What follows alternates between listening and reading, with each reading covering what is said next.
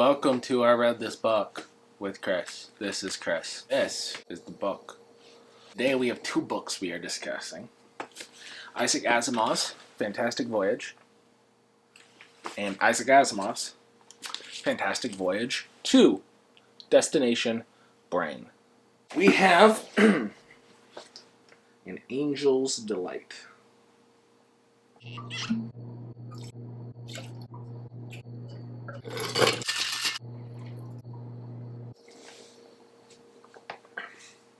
Fantastic Voyage and Fantastic Voyage 2. What's going on here? Why are there two books I am discussing? When I got back into reading science fiction, one of the first books that I read that got me into sci-fi was Fantastic Voyage by Isaac Asimov. This copy right here. I love this book. This book is great. 4 men and 1 woman journey into the living body of a man. A novel by Isaac Asimov, Fantastic Voyage. Based on a screenplay by Harry Kleiner, adaptation by David Duncan, based on a story by Otto Clement and J. Louis Bixby. It's a fun little romp. It is 186 pages.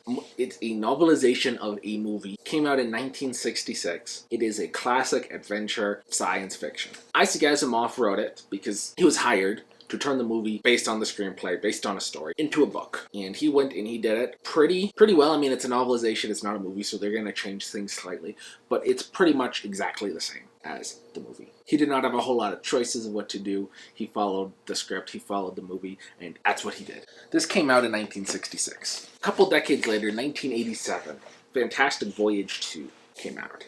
I was very excited when I saw this. I thought this was a second book in the series. It is, and it isn't. What it basically is Isaac Asimov rewriting Fantastic Voyage as the way he would write it if he was in charge. When he wrote it the first time, even though it had his name on it, he was not writing it.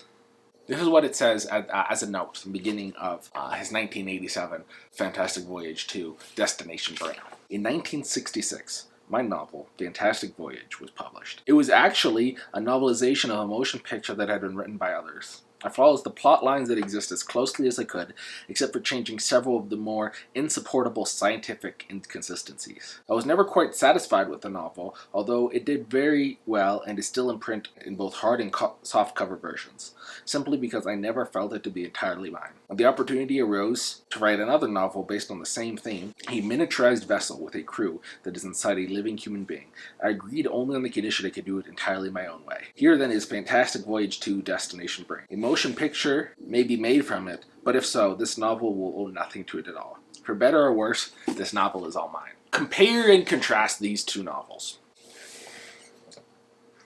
Both of our stories start off with 2 characters who are chosen. They do not volunteer for a mission, which involves miniaturization of a spaceship to go inside of a living human being in order to enter the brain and save information. Fantastic Voyage, the first one. It is a secret agent who goes on a mission to bring a scientist back from the other place. He brings him back successfully, but while back on American soil, the scientist is attacked, and in order to save their life, in order to do surgery, basically the only option they have is to miniaturize down into a submarine and go inside and save it from the inside out. They do this. There's a clot inside the scientist's brain. They need to clear it. In Fantastic Voyage 2, we have an American scientist who some Russians, scientists from the Russian government, from the Soviet government, I should say, come over and try to say, hey, we want your help. He says no, then he is kidnapped by them. And he does so involuntarily. First guy is a secret agent. He says, I don't want to do it. He's told this is an order. He does it anyway. Here he's kidnapped and forced against his will. Then basically most of the story is about the submarine getting shrunken down inside, getting miniaturized, injected inside of this person's body in order to save them and finish this operation. In the Fantastic Voyage, the original, they have to remove a clot. One of the people on the ship is a surgeon, and he has a laser, which he uses for surgery, and they take the laser and they bring it down with him on the ship, and they use the laser to laser out a clot in order to save his life. In Fantastic Voyage 2, they are going inside of a scientist's body. They are not trying to save this scientist's life. They are trying to use this machine that the kidnapped guy, American, that he created that can read minds, or they think might be able to read minds. And so they kidnap him in order to try to read mind, so they can get the information from this dying scientist in order to save science. Fantastic Voyage is about saving a life, and they're doing it in order that they may save, get the information out of him once he comes back alive. Here, they do not care about whether or not they save his life. They just want to get the information out of it. And it ends up with both of the missions being successful, in which they miniaturize, go inside the body, and leave the body. But in the original Fantastic Voyage, they are able to remove the blood clot. Then miniaturization happens and are able to work the way out of this guy's tear duct and out through his front eye, at which point they are pulled off and this guy's life is saved. Fantastic Voyage 2, it is a failure. The information that they receive is not actually useful in order to save this guy's life. The scientist, the person who they are operating on, dies while they are inside him. And some shenanigans happen because they were hoping on the bloodstream to take them out, because they are not very well powered. But they are able to get out and survive. However, without any useful information with the scientist dead. The reason I got back into science fiction, and this book was a good reason why, is the Fantastic Voyage, the original, is what science fiction is supposed to be. It's a fun romp. It's not taking science too drastic, not trying to figure out what actually would happen, because that's not the purpose of science fiction. Science fiction is to say, what if the world worked in a way that is different than the world works in that we have? What if the world was drastically different? And this is a world that's drastically different because you can shrink down and strange things happen at these levels that we are not expecting. Fantastic Voyage 2, he's trying to correct the science. He turns a fun adventure, soft science fiction, a science fantasy book that's good and beautiful, and tries to make it hard science fiction, and by doing so, he ruins it. Who wants to pick up a book and get things like this out of it? To begin with, miniaturization does not affect time flow, nor quantum interactions. That is, the electromagnetic weak and strong interactions. The gravitational interaction is affected, however, it decreases in proportion to mass, as it naturally would. Light and electromagnetic radiation generally can cross into and out of the miniaturization field, but sound cannot. Normal matter is weakly repelled by the miniaturization field, but under pressure, normal matter can be made to enter it and itself be miniaturized at the expense of the energy of the field. The more miniaturized an object becomes, the less energy is required to miniaturize it further. Do you know if the energy requirement decreases in proportion to the mass remaining at any particular stage of miniaturization? Who wants to pick up a book and have either equations written in there, or have a guy type out equations with words? That's what happens with hard science fiction. People like hard science fiction because it's more reasonable, it's more plausible. These are different words people throw out there. But science fiction is fiction. Science fiction is supposed to go beyond where the science we have now is. What if miniaturization was possible? Right? That's the conceit of these two books. What if we could miniaturize things? And both of them were like, we have the science part of the way there, but we need more information. And there's these guys who have this information, and we're trying to do it in order to have miniaturization last for a long time. This is interesting.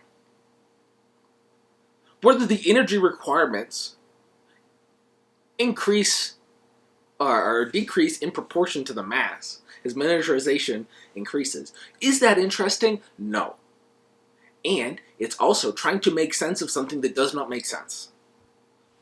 If you take a step back and you look at it, can you miniaturize things? And if you were, and you had to go on a submarine in order to save someone's life, that is a fun story. Fake science in order to explain things that cannot happen, that do not happen, a science that does not work, is not a good story. It's not a good story. Some other things that are better in the first story versus the second story, the first book versus the second book. Both books are set in the Cold War. The first one does not say Soviet Union, does not say USSR, does not say Russians. It is the other place, and it is us versus them.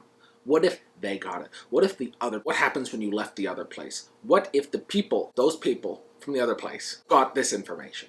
Very obviously it's set in the Cold War. Very obviously it's referring to Russia and the Soviet Union. But because it does not directly state it, it becomes more timeless. For example, what if someone does not know much about history, does not know much about the Cold War, and were to read that book now? Right now, we are in a war versus Iran. What happens if we were to go in a huge war versus Iran? But you can read this in light of that. Or, people are worried about China. What happens to China? Are we friends with China? Are we adversaries? Is China going to go and make moves to take over Taiwan? And if so, is another Cold War or hot war going to take place? We have these ideas going on in our head. You can read this book in relation to that. This book, while trying to be prescient of the future, while trying to know what is happening and what's going to go on. This book was written in 1987, talking about 100 years in the future, where there are Soviets. 1987. The Soviet wall fell in 1989. A few years after that, the Soviet Union's completely dissolved. This hard science fiction while attempting to be more plausible, trying to be more realistic, while trying to look out 100 years in the future, so maybe this, because if you were to go and set a story 3 years in the future and then things don't happen, well, it's not super great prediction, right? Trying to predict things 100 years in the future, didn't know that the Soviet Union, that the whole relationship of the whole book is based off of, would fall in a few years. 2 years after writing this, the Berlin Wall fell. Trying to be prescient, but unable to be. One last thing, reason that I love old science fiction, some of the older stuff better than some of the newer stuff, is I feel like it's a better world. Both books have some romance in them. In The Fantastic Voyage, the original, 1966, our secret agent falls for the woman who comes on the ship. She's the assistant to the genius surgeon who is brought on there to do the surgery. She is his assistant. She is capable, she is smart, she is beautiful. They start off on the wrong foot, and over the course of the book, as these shenanigans happen, as things take place, they work together, they trust each other, and afterwards it ends with them going on a date. That's how the book ends, is he says, I'm going to take you out to dinner. Nice, clean, beautiful romance. It's cartoonish. This whole book is cartoonish. It's simplified. It's written in a way where people who are extreme feminists may not like the way that she is portrayed. But then again, it's not like any of these men are portrayed super well either. It's just a romantic, simplified version of how a romance could be. Fantastic Voyage 2, there is a romance as well. The American gets captured, brought onto this plane, this ship, and he realizes two of the people who are going to go on this adventure, this fantastic voyage with him, are parents. They share a child, except the man will not admit the child is his. And so the woman is acting as a single mother, raising this child, and is using the American as a chip, as a weapon, to attack her baby's father. And the American, he sort of falls for this young, beautiful thing, realizes that he's getting used as a weapon to attack her baby's father. He's denying everything, and he's doing so because of his duty for science. And in the end, you find out they were both in love with each other the whole time. But while they're both in love with each other, they're both treating each other like crap. They fall back in love with each other. They get tased, and we have spies over on the other side, and we realize that they are still in love, and now things are back together. Is that romantic? No, that is disturbing. A man who gets divorced gets used as a weapon between two quarreling lovers who deny fatherhood and parenthood and treat each other like crap. It's a very unhealthy relationship. It's not what romance should be. It's not what science fiction should be. I was very excited about this book. But alright, so this comes down to it. If you have the option to pick up one of these books, pick up Fantastic Voyage. Fantastic Voyage 2, forget about it. It does not need to be. It's not a good book. It's not a fun book. Anyway, don't read Fantastic Voyage 2 Destination Brain. Read Fantastic Voyage. It's a beautiful, wonderful book. Not taking itself too seriously. Just trying to have fun. Thanks for watching.